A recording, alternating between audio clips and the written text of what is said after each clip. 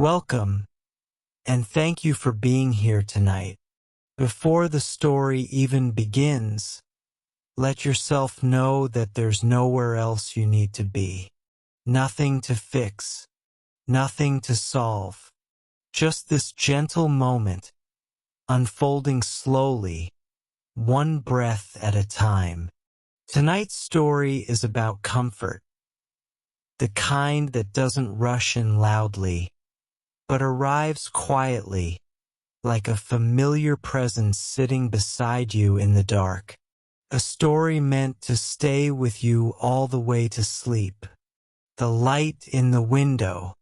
Elliot noticed the light for the first time on a night when sleep refused to come.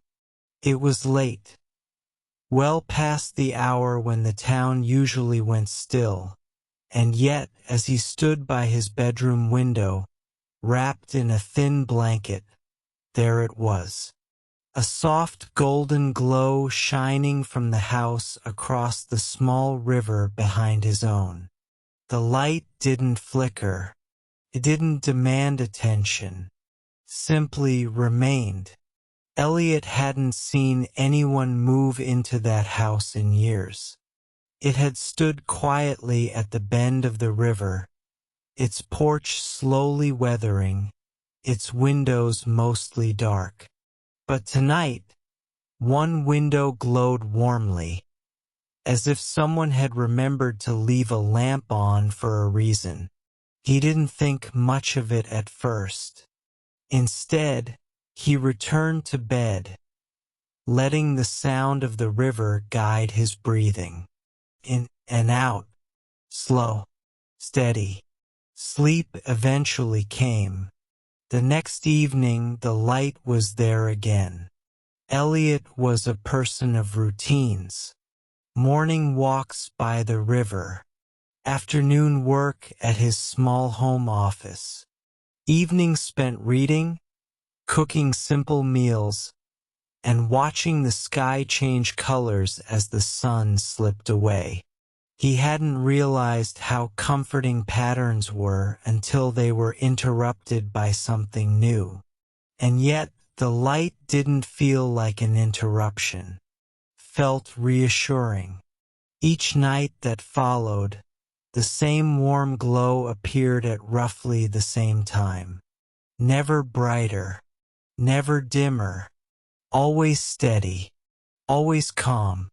Eventually, curiosity arrived.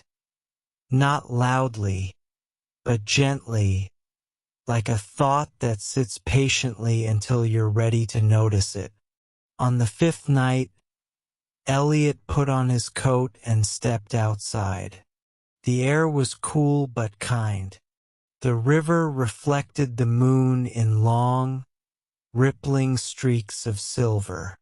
As he crossed the small wooden bridge, he felt a familiar sense of calm settle into his shoulders, the way it always did when he walked without a destination.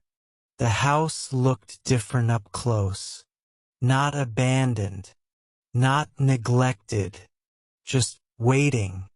He knocked softly, unsure why he expected an answer. The door opened with a quiet creak, and a woman stood there, smiling as if she had been expecting him. "Good evening," she said, her voice gentle and unhurried. "I was hoping you'd come by."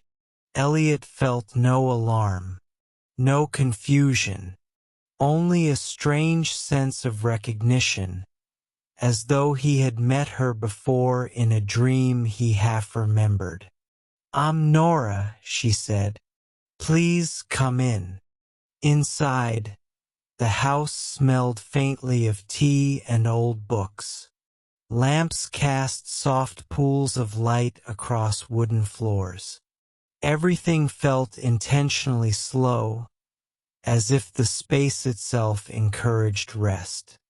"I leave the light on," Nora said, pouring tea without asking. "People walking by at night often need to know someone's awake." Elliot nodded. realizing how deeply that simple truth had reached him. They sat together in comfortable silence, the kind that doesn't need filling. Night after night, Elliot returned.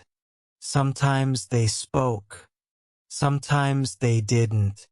Nora never asked questions that felt heavy. She listened without urgency. She moved through the house with calm certainty, as if time behaved differently there. Elliot began sleeping better. The light across the river became part of his evenings, something he didn't question anymore, something he trusted.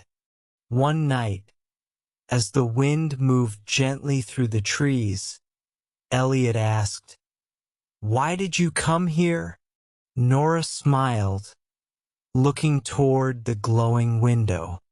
"This house needed someone to remember it, and I needed a place where people could rest." He understood without needing more explanation. Weeks passed. Then one evening the light didn't appear. Elliot stood at his window longer than usual. The river flowed as always. The moon rose patiently, but the house across the water was dark. He felt a quiet ache. Not fear, but the absence of something familiar. The next night, the light returned, and with it relief. Elliot realized then that comfort doesn't disappear forever. Sometimes it simply teaches us how to find it again. From that night on, he left a small lamp glowing in his own window, just in case someone else needed to know they weren't alone. The river continued its slow song, and the town breathed easily into the night. Elliot noticed that when he left his lamp on, sleep came more gently, as if his body recognized the signal before his mind did. Some evenings, he imagined other people pausing as they walked past his home, not stopping, not knocking, just noticing the light and carrying that warmth with them as they moved on. He still visited Nora, though less often now, not because the comfort had faded, but because it had settled somewhere inside him. One evening, as they shared tea by the window, Nora spoke quietly. "Eventually," she said, "people learn how to become the light for themselves." Elliot smiled. The river reflected both houses now, twin glows stretching across the water. When sleep came that night, it was deep and easy. And if you listen closely, as you rest now, you might notice the same gentle feeling, like a light left on somewhere safe, just for you. Your breathing slows, your body softens. Nothing else is required. Sleep arrives when it's ready. And tonight, it is very ready.